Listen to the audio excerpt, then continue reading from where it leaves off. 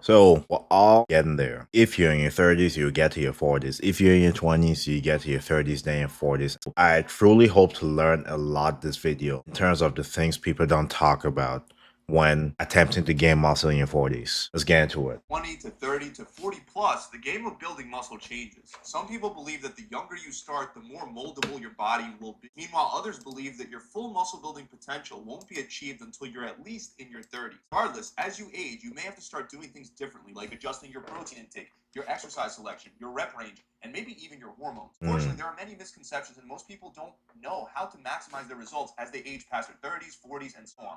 This video will help you understand the ideal steps to take as you get older. First, let me start by saying that you can definitely gain and maintain muscle well after your 30s. Sarcopenia is a term that refers to age-related muscle weakening. While muscle loss was often thought to begin in your 30s, research shows that most people only start losing lean muscle mass around age 50. Good. That's a good sign. To his point in the video about when to get started and stuff like that, it's obviously better to start earlier because in the beginning stages, you will make a lot of mistakes. You won't know what to do. You will be trying to follow different programs just to see what works the best for you. In order to get to the point you have a good amount of knowledge and experience, it's better to start earlier. Because thinking back to when I started, I made so many mistakes I wish I didn't make. But if I didn't start so early, maybe it would have been something I would have done later on in terms of the mistakes. It's always a better thing to start earlier. Rate of around 4 or about. And by early, I'm like teens, 16, 17, 18, around that range. Some people may not be as blessed, but that's my recommendation. But this doesn't mean that you'll necessarily lose muscle as you age, because much of that muscle loss is a direct result of inactivity and an lifestyle rather than aging. Staying lean, active, and eating healthy can delay muscle loss. In fact, we can refer to a study that found that age doesn't significantly impact muscle growth as a result of strength training in individuals with ages from 18 to 39. On top of that, research in high-level older athletes found no significant strength from the age of 40 all the way up to 81 years old. Whoa, that's a great sign. These findings challenge the common belief about inevitable muscle loss as we age, which shows why it's important to maintain an active lifestyle at all ages rather than using your age as an excuse. Something else that most people don't realize is that it's mostly a myth that you'll need more recovery time between your workouts. This is mostly untrue even as you age far past your 30s and 40s. Most people can train just as often as they did before. You. Really? I'm not sure about that. I'm not sure about that. Anyway, let's hear him keep talking. Based on how I'm feeling right now compared to how I felt when I started, I could get away with training more before. So I don't know. Is it because my training now is more intense and it has more attention to detail and it's more specific and more efficient? Possibly. But I feel as though the recovery is not as fast as before. It's hard to tell how much slower it is, but I can definitely feel it. Could contribute to many factors, but I'm not sure I agree with that point. Okay, it does mention that. Some studies show that there's no significant difference between young groups and elderly groups when it comes to recovery capacity at all. For example, research shows that while individuals in their 60s took more time to regain muscle force than individuals in their 20s, the older group actually experienced less muscle soreness. Another study found that individuals over 70 years old recover at a similar rate to those between the ages of 18 and 30 in What? 72 hours following a rigorous eccentric training workout. The study found no differences in terms of recovery time for force production, hormone levels, and inflammatory markers. And we can look at other studies that found similar results. For example, a study found that roughly 50-year-old individuals recover as rapidly as those around 20 years old in the 48 hours following a high-volume isokinetic workout. Just because you're getting older doesn't mean you have to train less. Purely from a recovery and performance perspective, you can still get away with training regularly. With that said, one thing that you may have to consider changing to maximize muscle growth as you age is your rep range, especially if you're... That's facts. So, to his point about the rep ranges, I remember when I was younger, I used to watch CT Fletcher, and he used to be big into the high reps, doing workouts to get to the point you're mentally questioning things. So I used to do these 1,000 rep challenges, 500 rep challenges, 1,000 push-ups, plank every day, squat every day. I used to do all that. I'm talking about Micro Chi, CT Fletcher, Arnold. I used to do all that. Now, 6 to 10 reps, 5 exercises. If I'm pushing it that day, maybe 7 exercises. It's really specific to the point, compound lifts, sometimes 4 sets, sometimes 3. It's very particular. It's not what it was before. That's what I'm trying to say. So I'm applying what he's saying here. That's what I'm trying to say here. Start to bother you. Research shows that people over the age of 30 and older who lift weights, similar muscle growth with low and high intensity training. Or in other words, they can see the same results whether they're using heavy or light weights. However, as you age from 30 to 40 plus, it can potentially be better to focus more on higher rep training compared to lower rep training where you use really heavy weights. And there are reasons for this. One reason is age-related. Wait, what did he say? Let me go back. Training, or in other words, they can see the same results. However, as you age from 30 to 40 plus, it can potentially 30 to 40. That's my that point. For anybody in their 30s, this could be for you as well. It'd be better to focus more on higher rep training compared to lower rep training. Really? So what do you consider high reps? Where you use really heavy weights, and there are multiple reasons for this. One reason is age. I'm sorry, I need to go back to where he mentions. So high rep is around 12. I'm between 6 to 10. But for certain exercises, I exceed that number. For certain, anyways. Related loss of type 2 muscle fibers and motor units. As you age, fast twitch muscle fibers and over time lose their nerve completely as a result of aging. Even though for most people this So type 2 will be your fast twitch muscle fibers. Reduction in type 2 muscle fibers is primarily due to activity. Aging itself is very likely to cause these changes as well. That's why you become more slow twitch dominant when you get older. Yeah. Slow twitch muscle fibers are better at performing higher reps with lower weights and are also trained most effectively in that fashion. The second issue lies in the decline of motor performance that goes hand in hand with aging. As people get older, their nervous system's motor performance weakens. Due to this, your body has a harder time contracting all muscle fibers, and the pace at which you can contract those muscle fibers also becomes slower. Tim's new poppin' frozen punch. Interesting. It's a very interesting video. Like a rock dash or a symphony of fireworks. You can drink new poppin' frozen quenchers.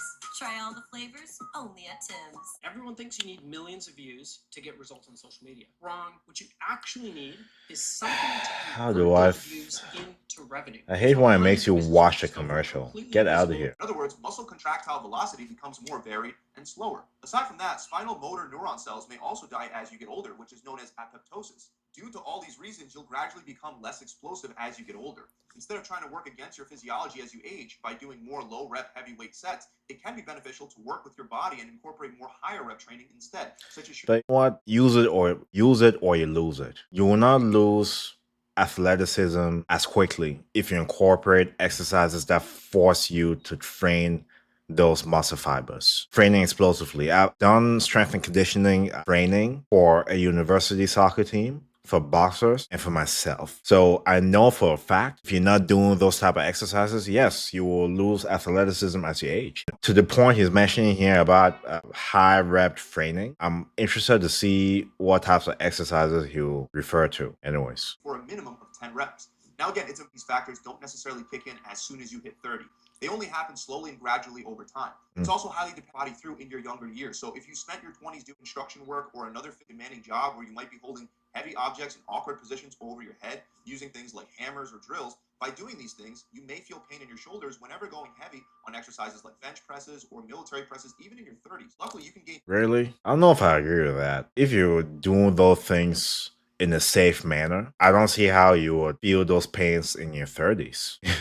I just don't see that. I'm also in the army, a combat engineer, and we move heavy objects. We prevent the enemy from advancing. We have to be able to move objects, heavy objects especially, over our heads. Just as much muscle by sticking to a lower weight load and working on increasing your rep range. It's not just demanding work that could put you into this in your 30s or 40s. If you were an athlete playing sports like football when you were young, your joints may fare better with lighter weight for more reps. No, again, I played basketball. I boxed. No, this is not accurate. I wish the person doing, I wish people that made these videos also things to back it up, not just read what it says in the research. Did you actually do physically demanding work?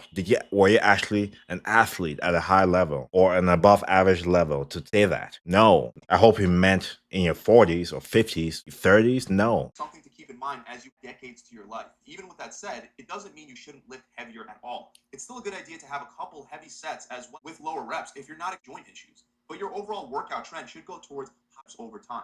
Another thing you may want to adjust is your protein intake. Even though it most likely won't be an issue in your 30s or maybe even your 40s, as you get older past your prime, you can start to be affected by something known as anabolic resistance, which refers to a reduction. And obviously, the point I'm disagreeing about is based on my experiences. So it may be different for anyone else watching because of our physiologies. We have different genetics, different potentials, so it will be different for each person. So I wish he mentioned that in the video. It depends on your genetics. It depends on your physiology, because it won't be the same for all of us, which is why it's bad to watch these videos and take for face value without actually having the experience, which goes back to my point at some point during the video. Starting younger, experience things, make the mistakes. That way I have context moving forward in your fitness journey. While this would definitely be a negative from a muscle building perspective, the nice part is that it can be measurably simply by increasing your protein and leucine threshold increases, meaning that you need to consume a higher amount of the amino acid leucine to maximize protein synthesis compared to younger individuals.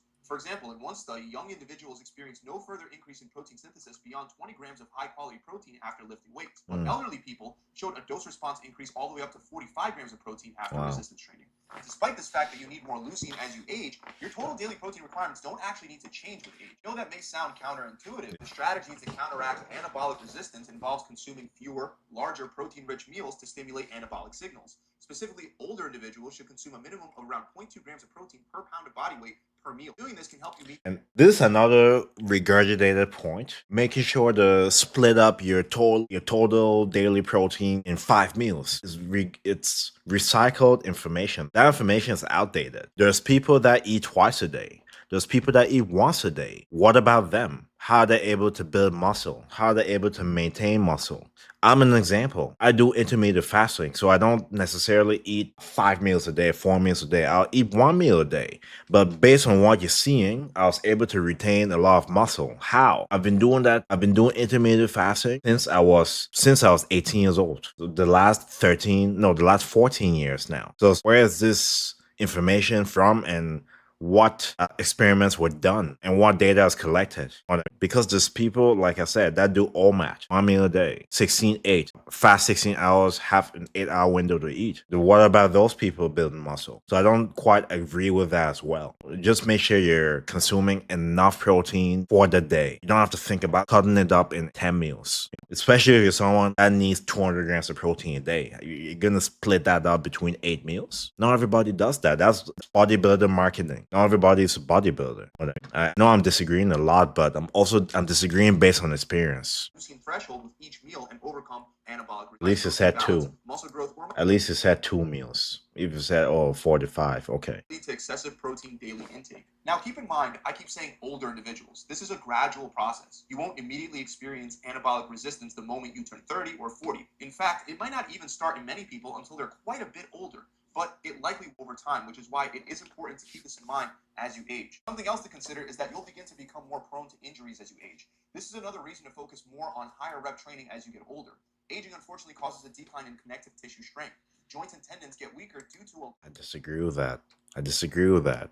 To keep your tendons strong, how are you going to do that with high reps? If you're doing high reps, it means that you're doing weight that's not as heavy, which means that you're building muscle endurance. You still need to do your compound lifts. You still need to challenge your muscle, which means that you will lift heavier weight. Maybe doing it in a safer manner, maybe not doing it as frequently, but to suggest that high reps will keep your tendons strong is misinformation. It's misinformation. I used to work at the gym, the YMCA. I worked there for about 5 years. A lot of the powerlifters I interacted with were guys in their 60s, stronger than a lot of 30-year-olds watching this video, a lot of 20-year-olds watching this video. The key thing that's keeping them strong is making sure to do their compound lifts. Maybe they're not maxing out, but they're staying within 3 to 8 rep range. So what is this? No, you should have a mixture. You should have a mixture. You should have your high reps, and you should also have your heavyweight lower reps. I don't suggest maxing out. I don't suggest that. But in an RPE of having an extra 2 reps left in you each set, that's what I recommend with heavier weight, with a combination of moderate to lightweight as well. I don't know how to keep your tendons and joints strong doing high rep, low weight exercises. Just don't. lower rate of protein protein turnover, which is caused by. I One disagree. thing you could do as you get I older. disagree. You should incorporate both. You need your compound movements. You need them. You need your squat, your deadlift, your overhead press, your bench press, your pull-ups. You need those. They're essential. Isolation should be an addition. I don't know if I like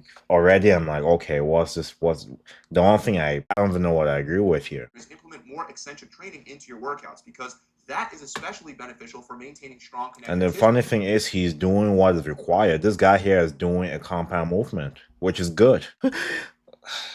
I don't know. So that you can reduce your risk of injury. For example, you can do really slow negatives on a bench press with a that assists you on the way back up. Or you can also do things like legs with 2 legs up and 1 leg down. Bro. There are many other similar techniques that you can apply to other machines to incorporate eccentric training as well.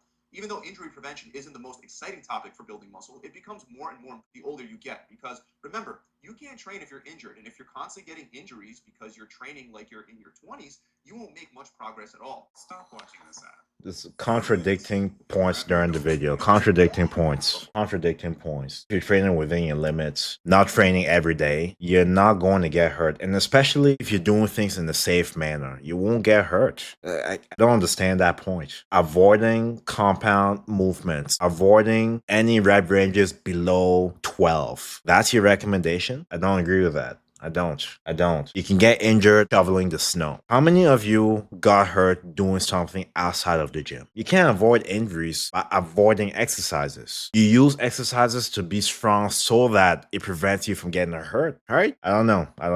There are some people in their 30s that didn't do much physical activity in their 20s, and they may have very healthy joints. If you're either way, it's better to focus on more controlled reps as well, not only because it'll help you avoid injuries, but also due to the losses in motor efficiency. Man, that's a terrible mindset. I exercise to avoid injury. You exercise to be strong, and being strong is what prevents injury. I don't know. If you go try doing the splits, you'll get hurt if you never did the splits before. I don't know. If you never worked out before and you go try to do something you can't do, you'll get hurt. Yes, but you need to start somewhere. Telling people not to do anything below 12 is crazy. That elderly trainees faster than younger trainees when they do explosive reps, but not when they do moderate or slow reps. So the older you get, the better it is to do most of your sets with a moderate or slow. If as you age from your 30s to your 40s and beyond, your joints don't bother you, you can work on it with some form of explosive training so that you can maintain the ability of your body to generate power. From a muscle building and joint health perspective, focus more of your workout on moderate and slower repetitions. As you get older past your 40s, it might also be beneficial to begin working on doing more training volume. Then doing more total reps and sets can be beneficial as long as you're not currently suffering from overuse injuries. Research shows older people benefit more from increased set volumes compared to younger people. For example, one study found that older people experience a greater increase than younger trainees in protein synthesis and anabolic signaling when doing 6 sets instead of 3 sets per workout per muscle group. On top of that, a meta-analysis discovered that elderly trainees show a positive dose-response relationship to training volume with no evidence of experiencing negative drawbacks at those higher volumes. So just because you're getting older, you shouldn't use that as a reason to train less. If you want to maximize muscle growth, doing more sets actually is the way to go as you age. No, it's not. No, it's not. More isn't always better. It's counterintuitive to your point of avoiding injury.